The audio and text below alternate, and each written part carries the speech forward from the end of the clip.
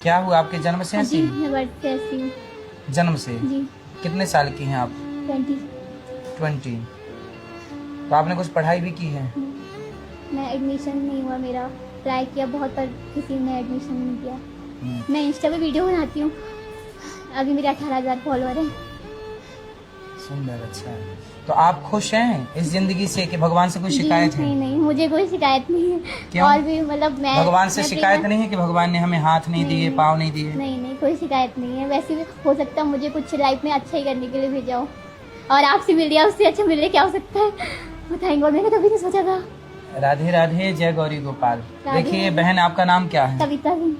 ये कविता जी हैं, और ये देखिए जन्म से ही इनके पाँव एक्टिव नहीं है, काम नहीं करते, हाथ भी नहीं है, और ये भगवान से इनको कोई शिकायत नहीं है।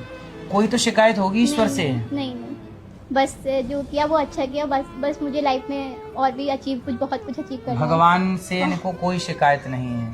और आजकल किसी के पास इतना कुछ होने के बावजूद भी वो भगवान से शिकायत बहुत करते हैं। मैं अपना बहुत काम खुद से करती हूँ, मैं खुद से ब्रश करती हूँ, खुद से मतलब मैं बहुत सारे काम खुद से कर लेती हूँ। सारे काम खुद करती हैं, तो ये देखिए सेल्फ डिपेंड है, अपना काम खुद कर लेती हैं। मैं खुद के वीडियो भी खुद से, वीडियो स्टैंड से ट्राइपॉड लगा के शूट करती हूँ। अभी तो मेरे इंस्टाग्राम पे 18,000 फॉलोअर्स हैं। ठीक है, अब खुश रहिए, भगवान का नाम लिया करिए। क्यों रो क्यों रहे हैं आप, परेशान क्यों हैं, ये बताइए। इमोशनल हो गई। क्यों? आपको देख के। अब इमोशनल मत होइएगा, खुश रहिएगा। आप हर हाल में खुश रहिए। आपको पता है भगवान ने जो हमें मनुष्य का जीवन दिया है, जैसे आपको भगवान ने मनुष्य योनि में लाया है, अब इस योनि को पाकर के आपको भगवान का अधिक से अधिक स्मरण करना चाहिए। जी। भगवान का नाम जपते हैं? करती हूँ मैं काउंटर अभी अपना घर पे जोड़ के, मैं काउंटर हमेशा अपने साथ ही रखती हूँ। कोई बात नहीं, काउंटर की जरूरत नहीं है। मैंने 10,000 नाम जप किए हैं, बिलाल काउंटर की जरूरत नहीं है। मैं करती हूँ नाम जप। बिना काउंटर के आप भगवान का नाम जपते रहें, श्रीमन्नारायण श्रीमन्नारायण बोलते रहें जी। और देखिए शिकायत भरा जीवन आप लोग जीते हैं, सब कुछ होने के बाद भी भगवान जो दे दे हमें उसमें खुश रहना चाहिए। भगवान से आप कहिए, तेरे फूलों से भी प्यार, तेरे कांटों से भी प्यार। भगवान जैसे रखे हमें वैसे रहना चाहिए। सही है ये बात? जो दे दें भगवान उसमें खुश रहना चाहिए। इसलिए आप भी सीखिए और आप भी हर परिस्थिति में खुश रहिए जैसे ये खुश हैं। तो आप भी मेरे लिए कोई सेवा हो तो बताइए। आते रहिएगा, आज से हम आपके भाई हैं, आप हमारी बहन हैं, आते रहिएगा। और हमारे लिए कोई सेवा हो तो बताइए। 2 दिन पहले घर से निकाल दिया। किसने? दारू पीता है दोनों। आपके बेटे ने? जी। आपके बेटे ने आपको निकाल दिया? जी। क्यों निकाल दिया? दारू पी के आता है, गला कुत्ता करता है, हम बोलते हैं तो हम ही को मारने आते हैं।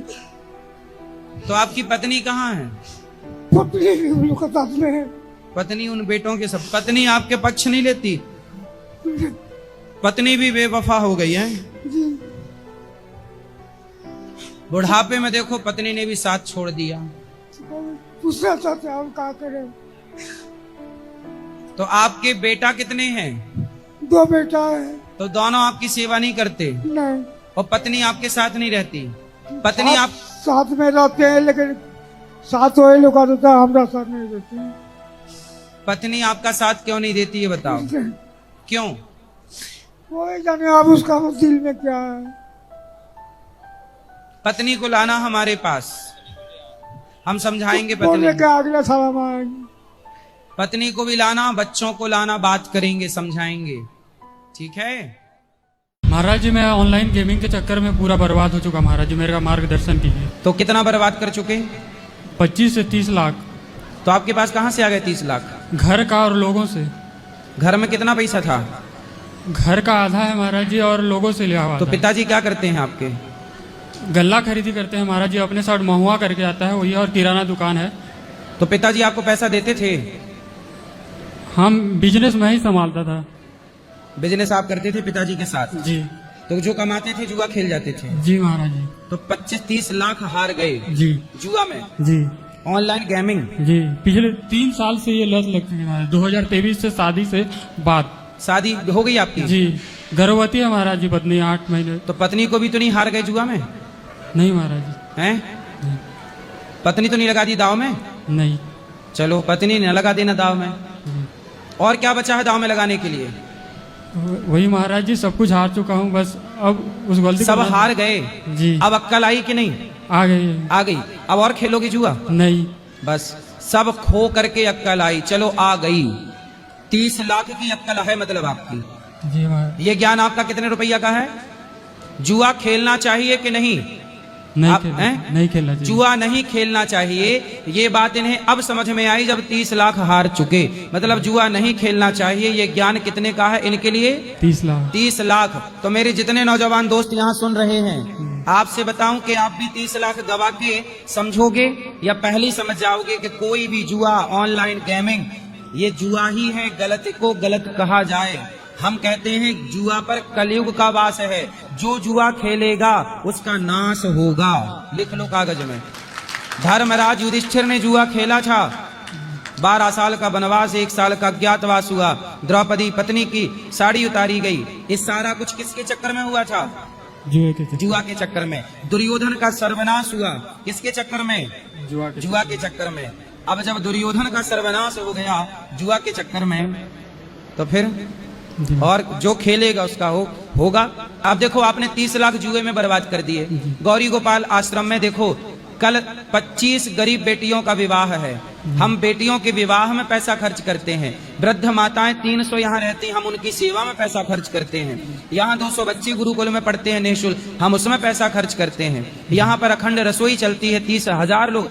30 लाख आप हार गए। गौरी गोपाल में 30,000 लोग पर डे भोजन करते हैं। पैसा तो यहाँ भी खर्च हो रहा है। हमें जुआ का पैसा चाहिए ही नहीं। कोई हमें 50 करोड़ भी दे फोकट का, हम फोकट का पैसा लेते ही नहीं है। हम मेहनत करके जो कमाते हैं हम वो कमाते हैं, वो रखते हैं, वो लेते हैं। यहाँ बुराई हद से ज्यादा बढ़ रही है। अच्छाई का कोई वैल्यू नहीं है। कहाँ? यहाँ कहाँ? दुनिया में। दुनिया में जी, अच्छाई करो, अच्छाई होता ही नहीं है। ऐसा है। ये बात आप सही कह रहे हैं कि बुराई ज्यादा है, लेकिन अच्छाई भी है। ये धरती बुराई से नहीं चल रही है। कुछ अच्छे लोग हैं, उनके बल पर यह धरती टिकी हुई है। जब वो अच्छे भी समाप्त होने लगेंगे तब भगवान अवतार लेकर के आएंगे। कई लोग अच्छे करते उसी को मजाक उड़ा देते हैं। हाँ होता है, ये बात सही है। बुरा करने वाला एकदम खुश होता है। शराब पीने वाले को कोई नहीं बोलता कि तू शराब पी रहा है, और आप तिलक चंदन लगा के मंदिर जाने लगो तो लोग कहेंगे बड़े पंडित बन रहे हो, बड़े भक्त बन रहे हो। मतलब शराबी शराब पिए, लड़की छेड़े कोई लड़का चौराहे पर बैठ के, उससे किसी को दिक्कत नहीं है कि तुम लड़की छेड़ रहे हो, पर मंदिर जाए माला जपे तो कहे बड़े पंडित बन रहे हो, बड़ी मीरा बन रही है। तो आज के जमाने में गलत लोगों से दिक्कत नहीं है, आजकल के लोग परेशान सही लोगों से हैं, क्योंकि सही खुद तो है नहीं तो दूसरे को सही देखना नहीं चाहते। इसलिए आज इस तरह की मानसिकता बन गई है। इसलिए दोस्ती यारी कम है मेरा। दोस्ती यारी कम ही रखो। मेरे पास पैसे तो हो जाते हैं काफी, लेकिन पैसे गलत कामों में चले जाते हैं। मैं पैसे को बचाना चाहता हूँ लेकिन पैसे मेरे हो ही नहीं पा रहे गलत हैं। काम क्या करते हो? गलत काम ये कि मैं कोई नशा पत्ती वाला नहीं करता हूँ, बट पैसे जैसे गेम हो गया, इन सब चीजों में पैसे बहुत चले जाते हैं। गेम तो गेम क्यों खेलना है? मैं खुद को कंट्रोल कर चुका हूँ। मैंने पिछले साल मैंने ये सोचा था मैं करूंगा नहीं, तो करूंगा कितने नहीं। पैसे बर्बाद हो गए? मैंने कम से कम 1 लाख रुपए पिछले साल वेस्ट कर दिए थे। इस साल भी 1 लाख रुपए मैंने वेस्ट कर दिए हैं, जबकि मैंने खुद को इतना कंट्रोल किया लेकिन मेरे से नहीं हो पाया। मतलब लाख रुपए का खर्चा आपका केवल गेम खेलने का है? 2 लाख रुपए। 2 लाख? हाँ। तो ये पैसा गेम के द्वारा कौन ले जाता है? गेम के द्वारा ये गेम के लोग ले जाते हैं, कंपनी वाले। हाँ। मतलब वो कितने मास्टर माइंड है, कितने बुद्धि वाले हैं कि घर बैठे आपका 2 लाख निकलवा रहे हैं, और आप कितने मूर्ख हैं कि अपना पैसा गेम में लगा रहे हैं। वही तो गुरुजी, मैं खुद को चाहता हूँ कि कंट्रोल करूं। मैंने काफी चीज कंट्रोल की। मैंने मतलब पहले नॉनवेज खाता था, मैंने इतना कंट्रोल किया कि मैं अब नॉनवेज अंडा तक कुछ भी चीज मैं क्या वो नहीं हो? करता। क्या कमाते हो? मैं कॉलेज में पढ़ता हूँ और पार्ट टाइम जॉब करता हूँ। पार्ट टाइम कोई भी ऐसा मतलब काम कर लिया, कॉल सेंटर हो गया या डिलीवरी हो गया, मैं पार्ट टाइम काम करता रहता हूँ। तो इससे काम करो, काम करके बेटा पैसा कमाओ और पैसे को सही जगह लगाओ। अपने लिए घर खरीद लो, एक जमीन थोड़ा सा प्लॉट खरीद लो। ये जमीन जायदाद खरीद लोगे तो कल डबल में बिक जाएगा। जैसे आज आपने एक घर खरीद लिया 10 लाख का, माना कि वो 10 लाख का घर अगले साल तक 12-15 लाख का हो जाएगा कि नहीं? और जो 2 लाख आपने गवा दिए वो गवा दिए। इसलिए बेटा समझदार वो हैं जो पैसे को सही जगह लगाते हैं। और मुझे मुझे आपको अपने इस बुराई का परित्याग करके पैसे की बचत करनी चाहिए। जी गुरुजी। गुरुजी, मैं दिल से एक सच्ची बात ये कहना चाहती हूँ, इसलिए नहीं कि मैं आपके धाम पे हूँ, आपके सामने हूँ। मैं 12 दिन से परिक्रमा में हूँ, दर्शन कर रही हूँ, सारे प्यारे राधे गोविंद के, संतों के, सबके समाधि के दर्शन के बाद मुझे आपके दर्शन हुए। मतलब जो तपस्या की उसके बाद मुझे फल ये मिला कि मैं आपसे बात कर पा रही हूँ। गुरुजी, ये सत्य है, इसमें बिल्कुल भी छल कपट आप नहीं मानिए। गुरुजी, एक बात यह है कि मैं कलाकार रही हूँ, 15-20 साल से मैंने एक्टिंग की, सीरियल मूवीज में, गुलाब गैंग, माधुरी दीक्षित जी, जूही चावला जी के साथ काफी भागवत सीरियल करे, दुर्गा, साईं बाबा, जय श्री कृष्णा, स्टार प्लस पे भी काफी भूमिकाएं निभाई। तो क्या रोल था आपका, क्या अभिनय था? मैं साईं बाबा में तात्या की वाइफ बनी थी गुरुजी। अच्छा। शारदा था जो बाबा की सेवा में रहती थी, साईं बाबा की सेवा में। और जय श्री कृष्णा में साध्वी बनी थी, राधा माँ को कृष्णा जी से कैसे मिलाना है उसके ऊपर कुछ उपदेश वगैरह इस प्रकार से। और मैंने अपना काम बड़े मन से किया गुरुजी। जी। अब आज इस स्थिति में हूँ गुरुजी, मैं 40 साल की हूँ। मैं आपकी सेवा में दिल से सच में आना चाहती हूँ, गौ सेवा में जितना मुझसे बने। अब मुझे वृंदावन नहीं छोड़ना गुरुजी। पति कहाँ है? ये रहे साथ में है, कृष्णा है गुरुजी इनका नाम। तो पति क्या करते हैं?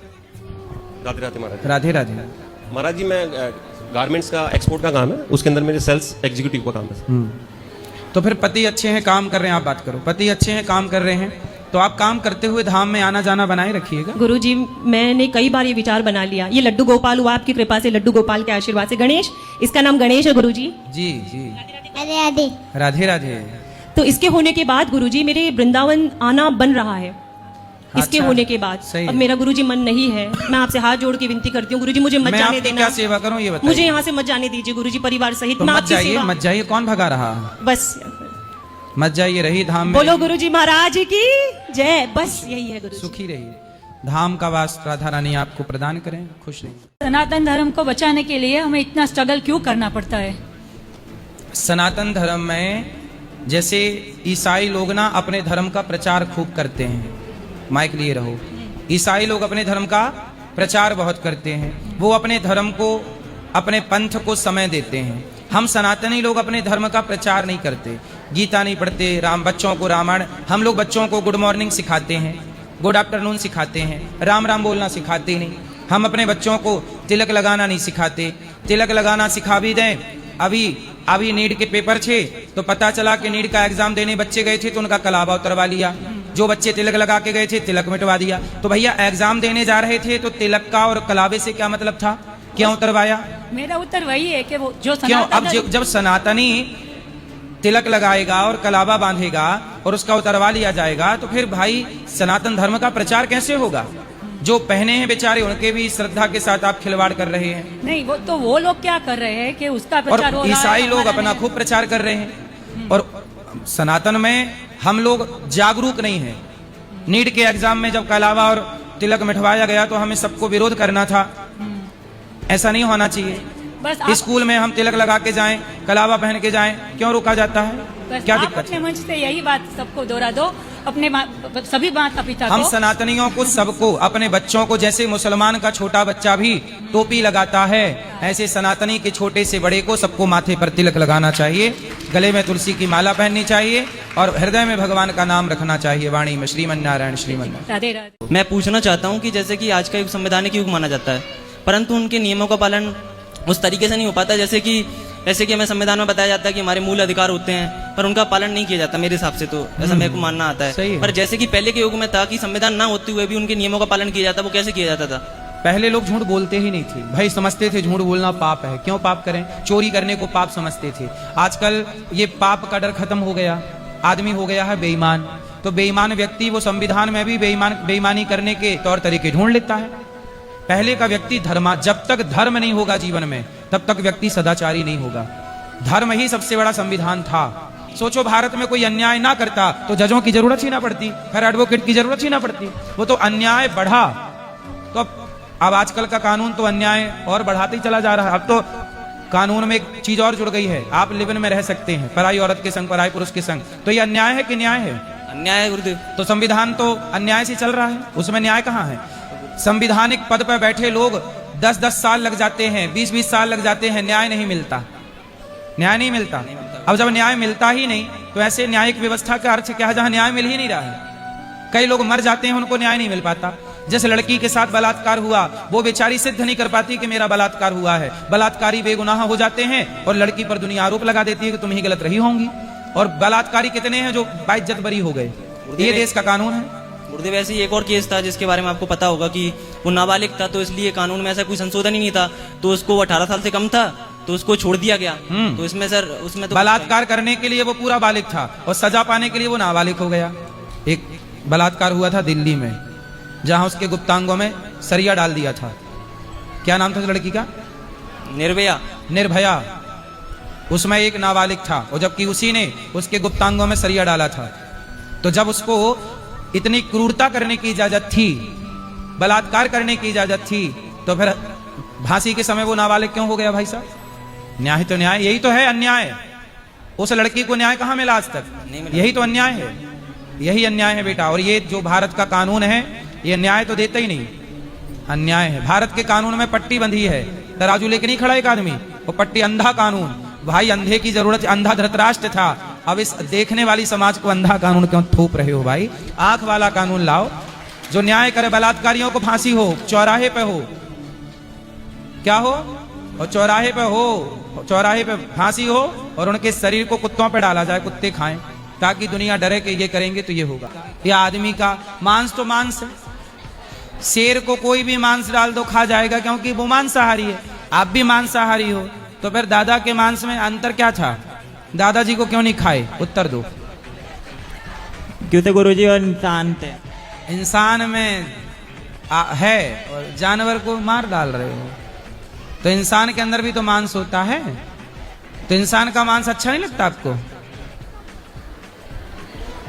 अच्छा नहीं लगता? बात करो। कभी खाया नहीं है गुरुजी। तो कभी खा के ट्राई करना है। नहीं गुरुजी। बेटा मांस तो देखो इंसान का हो या मुर्गे का, सही है, या बकरे का, मांस तो मांस है, ये बात मानते हो कि नहीं? हाँ गुरुजी। तो फिर क्यों जीव हत्या क्यों करना है आपको? रोटी नहीं है आपके घर में? है गुरुजी। चावल नहीं है? है। साग सब्जी नहीं मिलती है। तो काहे नहीं खाती ये सब? मांस काहे खाना है? ज्यादातर गुरुजी घर वाले यही खाते हैं। तो घर वाले मूर्ख हैं तो आप भी मूर्ख बनोगे। आप नहीं बनना। तो अब पता चला सबसे बड़ा पापी कौन है? हाँ गुरुजी। कौन? जो मांस खाता है। जो आप कर रहे हैं हमारे देशवासियों के लिए, उसको भी उसके लिए भी आपको जो कोटि कोटि प्रणाम। शब्द नहीं है मतलब मेरे पास में। खुश रहिए। अब मेरा मेन प्रश्न ये है गुरुजी, मैं थोड़ा बहुत भगवान को जानता हूँ, मानता हूँ, और मैं भोपाल से जब आपसे यहाँ आया भी नहीं था उससे पहले भी सोच रहा था, मन में भाव आया है, वो भाव मैं आपसे शेयर कर रहा हूँ कि उसके लिए क्या करना पड़ेगा। गुरुजी जैसा कि हमें मालूम है, त्रेता में राम के रूप में अवतार लिया नारायण, श्रीमन नारायण जी ने, द्वापर में कृष्ण के रूप में लिया, और अभी जैसा कि मेरे ज्ञान के अनुसार हमारे वेदों में लिखा हुआ है कि आने वाला कल्कि का अवतार होने वाला है जी। तो और ये भी सुनने में आया कि कलयुग 5000 वर्ष का है शायद। नहीं, 5,500 साल बीते हैं, 4,32,000 वर्ष का है कलयुग। तो अभी कल्कि अवतार में कितना समय है गुरुजी? एक रफली आइडिया। अभी लाखों वर्ष हैं। लाखों वर्ष है। अब मेरा आपसे एक क्वेश्चन था जो इसके बारे में जानकारी चाहिए थी। देखिए, राम भगवान ने दशरथ जी के घर जन्म लिया, हमारे कृष्ण अवतार लल्ला जी जो भी आप हैं, इन्होंने कारागार में देवकी नंदन कहलाए। अब जो कल्कि अवतार जो होना है, हमें नहीं मालूम कि वो कहाँ जन्म लेंगे। संबल ग्राम विष्णु यश नाम के ब्राह्मण के यहाँ। तो वो विष्णु यश ब्राह्मण जो है वो अभी वर्तमान में तो होगा कि नहीं, कोई जानकारी नहीं है। क्या हम में से कोई वो बन सकता है क्या आने वाले समय में? हमारे और आपके ही किसी परिवार, किसी वंश में भगवान प्रकट होंगे। अगर हम अपने वंशावली को, अपने खान पान रहन सहन को पवित्र रखिए, पता नहीं किसके वंश में आगे भगवान का अवतार हो जाए। यही जानकारी मैं आपसे लेना चाह रहा था कि हम उसके लिए क्या करें कि हो सकता है हम उस लायक हो जाएं। इसलिए धर्म से चलिए, और उसमें कितने भी जन्म लग सकते हैं ये भी मालूम है। भगवान जिसके भी घर आएंगे उसी के घर आएंगे जो धर्म से चलता है। राधे राधे गुरुजी। दशरथ जी के यहाँ राम क्यों आए? क्योंकि दशरथ जी परम सत्यवादी हैं। जी वसुदेव जी के यहाँ क्यों प्रकट हुए कृष्ण?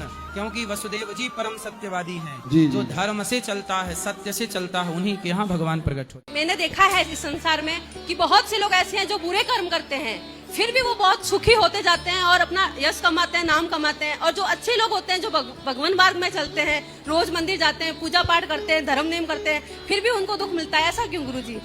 लंकापति रावण योद्धा ने सीता जी का हरण किया, 1 लाख पूत 1.25 लाख नाती, उसका भी तो मरण हुआ।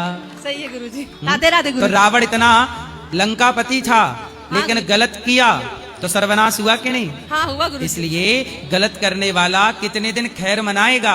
साल, 2 साल, 4 साल तरक्की करेगा, आखिरी में नाश होता है। और धर्म पर चलने वाला धीरे धीरे तरक्की करता है, पर उसकी पीढ़ियां सुखी रहती हैं। गुरुजी मेरा ये सवाल है कि लाइफ में शादी करनी जरूरी होती है क्या? आपको नहीं करनी? नहीं। क्यों नहीं करनी? पता नहीं क्यों मम्मी पापा बोलते हैं शादी के लिए, तो मेरा मन अंदर से एकदम चिड़चिड़ा हो जाता है, गुस्सा आता है। क्यों? पता नहीं क्यों ऐसा लगता है कि बिल्कुल एकदम वैसे बाबा के रूप भजन करो, बस राधे नाम जपना बहुत अच्छा लगता है। हाँ, तो भगवान का नाम जपते हुए शादी कर लो, और शादी के बाद भी भगवान नाम जपते रहो, क्या दिक्कत है? लाइफ में शादी नहीं करनी गुरुजी। कितने साल की हो आप? 20 साल। 20 साल की, ठीक है। अभी इस उम्र में तो शादी होती भी नहीं है। और मम्मी पापा बोलते हैं शादी करो, इसी वजह से गुस्सा रहते हैं। और मतलब मेरे पापा जो है ना बहुत सालों से बहुत ज्यादा ड्रिंक करते हैं, 3 बहन भाई हैं, तो मतलब इतनी ज्यादा करते हैं ना कि आप बड़ी हो छोटी हो? मैं सबसे बड़ी हूँ। तो फिर आप शादी नहीं करोगे तो छोटे का नंबर कैसे लगेगा? वो बात आपकी सही है गुरुजी, लेकिन जैसे कोई शादी की बोलता है ना तो अंदर से गुस्सा और क्रोध। आपके अंदर, आपके पास कोई आपकी पसंद का कोई लड़का नहीं है जिससे आपको लगे कि इससे करने के बाद ठीक रहेगा सब? नहीं। तो कोई पसंद कर लीजिएगा, अपने पसंद का, माँ बाप को बोल दीजिएगा। नहीं गुरुजी हमारे यहाँ ऐसा नहीं होता, माँ बाप नहीं मानते इस चीज को। फिर क्या मानते हैं? वो ये कहते हैं जो हम चुनेंगे बस हाँ, वही। तो माँ बाप जिसको पसंद करें उसको आप देख लीजिए, आपको पसंद आना चाहिए तब ब्याह करना, यदि पसंद ना आए तो मत करना। माँ बाप देखें, उसके बाद आप देखो। माँ बाप 4 लड़के लाएं, 4 में से आप देख लो कि कौन आपको ठीक लग रहा है, किसका व्यवहार, किसका आचरण ठीक है, उससे आप कर लेना शादी। गुरुजी उनका मतलब जैसे कोई रिश्ता आता है ना तो हमें एकदम गुस्सा आ जाता है, हम उसके सामने नहीं जाते, हम उल्टा सीधा बोल देते हैं, कुछ भी जो मन में आता है। मैंने बोल देती हूँ मुझे नहीं करना। 2 रिश्ते आए थे, दोनों मैंने बोल दिए मुझे नहीं करने। मतलब मेरा मन रोना रोना हो जाता है, बस रोना आता है कि भाई शादी नहीं करनी। मुझे ऐसा रहना है कि जैसे कहीं टिक जाओ, वृंदावन, कहीं भी आश्रम, कहीं भी टिक जाओ। बेटा देखो, आप विवाह कर लेंगे तो ज्यादा अच्छा है। विवाह गृहस्थ जीवन सबसे उत्तम है। भगवान राम ने भी विवाह किया कि नहीं? आप जिनकी आराधना करती हैं, हमारे वो भगवान भी तो गृहस्थ में ही हैं। भगवान नारायण की पत्नी लक्ष्मी, शंकर जी की पत्नी पार्वती, तो हमारे तो सभी आराध्य, गणेश जी की पत्नी रिद्धि सिद्धि, हमारे यहाँ सभी आराध्य हमारे विवाहित हैं। राम जी के गुरु वशिष्ठ जी विवाहित हैं। हमारे यहाँ विवाह एक श्रेष्ठ परंपरा है। पति पत्नी साथ में रह के भगवान के आश्रित रहकर अच्छे कार्य करो समाज के लिए, इसलिए विवाह जरूरी है बेटा। और गुरुजी जो हमारे पापा ड्रिंक कर रहे हैं इतने सालों से, और घर में गाली गलौज दुनिया बहुत सारी बातें करते हैं। पिताजी को बोलना, लाए हो पिताजी को? पिताजी आए नहीं है। पिताजी को लाते तो हम समझाते कि दारू वारू पीना सही नहीं है। पिताजी को समझाना, गलत रास्ते पे ना वो चले। कहते हैं कि हम छोड़ने की कोशिश करते हैं, 5 महीना छोड़ा भी था, उसके बाद फिर चालू कर दिया। ले आना, हम बात करेंगे। ठीक है गुरुजी। पर आप विवाह करना बेटा है, बिना विवाह के नहीं। ठीक है, राधे राधे गुरु। मेरे पति जो हैं, मेरे 3 लड़कियां 1 लड़के हैं। मेरे पति जो घर गृहस्थी कोई समझते नहीं, कमाते धमाते हैं। लड़की का शादी की है, जो कर्जा क्यों लिए, बोल रहे हैं आप लिए हो, आप तो दिए हो। कितनी बेटियां हैं? 3 लड़की। शादी तीनों की हो गई? नहीं, 1 लड़की ही अभी की है। इनकी शादी हुई है? तो पति आपके काम नहीं करते? नहीं, बराबर नहीं करते हैं। 1 दिन करते हैं, 8 दिन बैठते हैं। कितना कमाते हैं? और 400-500 कमाते हैं, कभी 1000 रुपया कमा लेते हैं। क्या करते हैं? ये कबाड़ का फेरी करते हैं। कबाड़? रोज नहीं जाते काम पे? नहीं, रोज नहीं जाते। आए हैं पति? हाँ आए हैं, जरा उनको समझा दीजिए। कहाँ है पति? गुरुजी राधे राधे। राधे राधे। क्या नाम है आपका? गुड्डू। गुड्डू। तो आप काम नहीं करते? करते हैं गुरुजी, कभी कभी। रोज नहीं करते? क्यों? काम नहीं है ना, काम कर मन का। तो काम किया करो रोज। जी भाई रोज काम करोगे तब ना पैसे आएंगे। जी गुरुजी। फिर अभी और बेटियां यहाँ विवाह करना है, आप अपनी बेटियों के विवाह आप गौरी गोपाल यहाँ ले आना, लड़का ढूंढ के हम करा देंगे आपकी बेटियों का विवाह। फिर भी आपको काम तो करना चाहिए। करोगे काम? करेंगे। रोज काम, रोज कितना कमाते हो? रोज कमाते हैं 1000 रुपया, 500 रुपया। 1000 रुपए रोज कमाते हो? 1000 रुपया, 500 रुपया। 500। देखो अब रोज यदि 500 आप कमाए तो महीने के 30 दिन में 500 रुपए रोज कमाए तो 15,000 रुपए हो गए। क्यों 15 हुए? 15। अब देखो आप यदि हफ्ते में 1 दिन काम करोगे तो फिर हफ्ते में 1 तो महीने में 4 बार काम करोगे तो 2,000 कमाओगे। तो भाई 15,000 20,000 कमाओ और मेहनत करो और ज्यादा लोगों तक पहुंचो।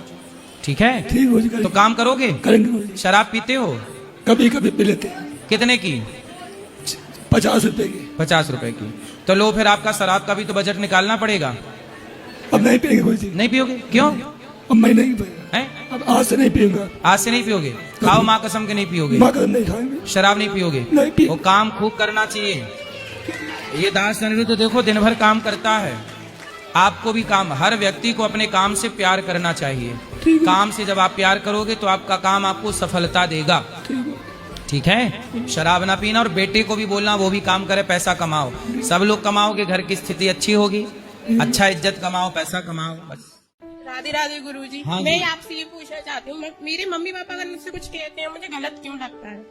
किसी चीज के लिए रोकते टोकते हैं, भाई कुछ कहता है कि वो चीज गलत है, फिर भी आप क्या चाहती हैं कि आपके माँ बाप आपको रोक टोक ना करें? नहीं, ऐसा कुछ नहीं है। मैं चाहती हूँ कि वो मुझे समझाएं कि ये चीज गलत है, तो हाँ मुझे ऐसा लगे कि हाँ वो बोल रहे हैं तो मैं ये ना करूँ। तो आप कौन सा ऐसा गलत काम करती हो? मतलब ऐसा कोई भी रास्ता है कहीं गलत, किसी भी चीज से गलती देखो हो। आपके माँ बाप है ना, माँ बाप को बड़ी चिंता होती है। आजकल समाज में क्या चल रहा है, बेटियों को कोई भी उठा ले रहा है, कोई भी उनके साथ दुराचार कर ले रहा है। आपके माँ बाप को इस बात की चिंता है कहीं मेरी बेटी किसी गलत हाथ में ना चली जाए, कोई मेरी बेटी का मिसयूज ना कर ले, कोई मेरी बेटी का शोषण ना कर ले। इस बात से चिंतित होकर आपको माँ बाप रोकते हैं, बेटा वहां मत जाओ, वहां मत जाओ।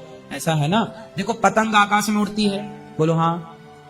एक दिन पतंग ने धागे से कहा, धागे से बंधी रहती है ना पतंग।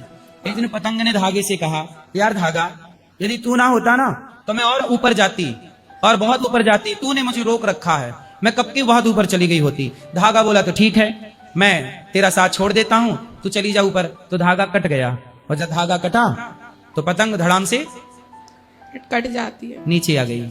ऊपर थी, कहाँ आ गई? नीचे। हाँ, बस आप पतंग हो और आपके माँ बाप जो है ना वो धागा है। आपको लगता है कि माँ बाप रोक टोक करते हैं, रोक टोक, अरे वो धागे से जब तक जुड़ी रहेगी पतंग तभी आकाश में लहराएगी। यदि माँ बाप की बात मानना छोड़ दोगे, माँ बाप को छोड़ दोगे तो आप कितने भी ऊपर है नीचे आ जाएंगे। इसलिए बेटा माँ बाप की वो जो रोक टोक है ना वो धागा है। अच्छा बताओ, वो धागा क्या पतंग को ऊपर जाने से रोकता है कि वही उसके ऊपर जाने में सहायक है? वही उसे ऊपर ले जाता है। वही ले जाता है ना। ऐसे ही माँ बाप ही आपको ऊपर ले जाना चाहते हैं, माँ बाप ही आपको तरक्की में देखना चाहते हैं, मेरी बेटी खूब नाम करे, मेरा बेटा खूब नाम करे। पर आजकल के बच्चे अपने माँ बाप के ही शत्रु बन रहे हैं, क्योंकि शिक्षा ऐसी है समाज की। इसलिए बेटा आपके माँ बाप आपके सबसे बड़े हितैषी हैं। आपके माँ बाप से अधिक आपका हितैषी संसार में कौन है, नाम बताओ? कोई नहीं। हाँ, इसलिए माँ बाप जो कहते हैं मान लिया करो। कई बार आप भी सही होती हैं तो माँ बाप को भी आपकी बात मान लेनी चाहिए कि चलो मेरी बेटी ठीक कह रही है, मैं बेटी के हिसाब का भी काम कर लूं। ऐसा कभी मैं आप ना ना। कितनी खेती है? 26-27 बीघा। 27 बीघा है। बेची तो नहीं ना? बेचना मत और दारू मत पीना अब, पक्का? खाओ माँ कसम, दारू नहीं पियोगे? माँ कसम दारू अब नहीं पिएगा। मेरे घर वाले लोग बहुत मतलब भगवान की निंदा और गाली देती कि राम भगवान ऐसा है, कृष्ण भगवान ऐसा है। कौन बोलता था? मेरा आंटी और अंकल। वो मेरे को उनको जवाब देने का था पर क्या जवाब दूं वो समझ नहीं आ रहा था। क्या बोलते थे उन लोग? बोलते राम भगवान ऐसे है, कृष्ण भगवान ऐसे है, और तू भक्ति करता है, अगर तू अच्छा काम नहीं करे तो भगवान तेरी पूजा स्वीकार नहीं करेगा। तो उनको क्या उत्तर दे? तो उनसे बोलना कि क्या करूं, पूजा ना करूं तो क्या करूं, शराब पीने लग जाऊं, पूछना उनसे। और वो लोग शराब पीते हैं, मांस खाते हैं। तो फिर वो गलत है ना बेटा। तो गलत और मेरे को ब्रह्मचर्य भी नहीं रहते। मैं उठता ना सुबह से 3-4 बजे तो लोग जगह रहते, ब्रह्म मुहूर्त तक जगह रहते थे और मेरे को जगने नहीं देते वो ब्रह्मचर्य करने के लिए। इसलिए आप ऐसी लोगों की संगत से दूर रहो। इसलिए अभी मेरे को घर से निकाला ना, मैं इधर ही आया गौरी गोपाल। आपके माँ बाप कहाँ हैं? मम्मी ने दूसरी शादी की और पापा मैं देखा नहीं बचपन से। तो आपकी माँ वो बात नहीं करती आपसे? नहीं, बात नहीं करती मुझसे। तो आप किसके साथ रहे? मैं वो आंटी के साथ और नानी के साथ। नानी तो मतलब बूढ़ी हो गई बहुत मेरी, और आंटी का रहता था, आंटी ने घर से निकाल दिया मेरे को, मैं और इधर आया मैं फिर। तो आपकी आंटी ने आपको निकाल दिया। हाँ, तो मेरे आप को पढ़ते हो? नहीं, मैं 9वीं तक पढ़ा था, फिर मम्मी को बोला 10वीं में एडमिशन करा, पर किया ही नहीं मेरा। आपकी माँ ने आपका एडमिशन नहीं किया। तो आपकी माँ किसके साथ रहती है? एक दूसरा शादी किया उनको, उनके साथ रहती है। तो उनके बच्चे हैं? नहीं, उनके बच्चे नहीं है। तो आपकी माँ आपको अपना बच्चा मान के आपकी जिम्मेदारी और पूरी उन्होंने लेटर लिखा है कि मेरे को ये बच्चा नहीं चाहिए, ये मेरा बच्चा नहीं है, मैं दूसरा शादी कर रही हूँ। आपकी माँ ने? हाँ, मेरी माँ ने लिखा। देखो, ये है चमड़ी की भूख। ये काय की भूख है? जब चमड़ी की भूख लगी तो वासना जागी, तो देखो अपने पुत्र को। इसलिए तो कहते हैं संसार में किसी का भगवान के सिवा कोई नहीं है। संसार का हर रिश्ता एक स्वार्थ से भरा होता है, एक भगवान के सिवा कोई नहीं है। बताओ बेटा, मैं आपकी क्या सेवा करूं? मान लीजिए अगर आपके इधर कुछ सेवा रहेगी या गुरुकुल में कुछ सेवा रहेगी तो मैं आपके रहना तो आप अभी 9वीं में हो? हाँ, 9वीं में था। चलो, आपका 10वीं में हम नाम लिखवा देंगे और यहीं पढ़ाएंगे आपको। मेरे को आपके साथ बात भी करना था। ठीक है, किधर मिल के बात करें आपसे? हाँ, अभी ऊपर मिल लेना, तो आपका नाम भी लिखवा देंगे और आपको अब यहीं पढ़ाएंगे। आप यहाँ पढ़ोगे? ठीक है, पढ़ूंगा। तो यहाँ पे रहोगे? पढ़ूंगा। फिर घर भाग तो नहीं जाओगे? भाग कर नहीं, कभी नहीं जाऊंगा। मेरे को बहुत अच्छा लगा। मैंने राधा रानी को और श्री कृष्ण को शपथ भी दी है कि मैं वृंदावन से एक पैर भी बाहर नहीं डालूंगा।